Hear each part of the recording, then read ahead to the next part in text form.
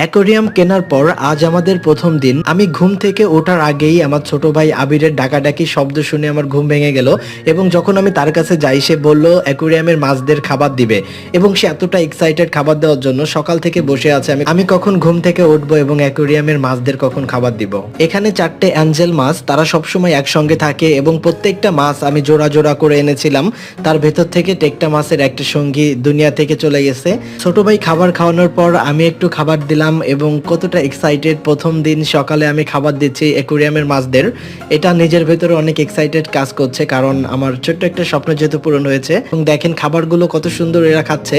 সব থেকে কষ্টের বিষয়, টেকটা মাছটি একা একা রয়েছে, তার সঙ্গীকে ছাড়া সে খাবারও ঠিকঠাক খাচ্ছে না। এতটা খারাপ লাগতেছে আমার দেখে, তাই আমি সিদ্ধান্ত নিয়েছি খুব দ্রুত এর জন্য একটা মাছ নিয়ে আসবো এবং আমার অ্যাকোয়ারিয়ামে আর কি কি ধরনের মাছ আনলে বেশি ভালো লাগবে আপনারা কমেন্টে জানাবেন। এবং ভিডিওটা ভালো লাগলে চ্যানেলটি সাবস্ক্রাইব করে আমাদের সঙ্গে থাকবেন।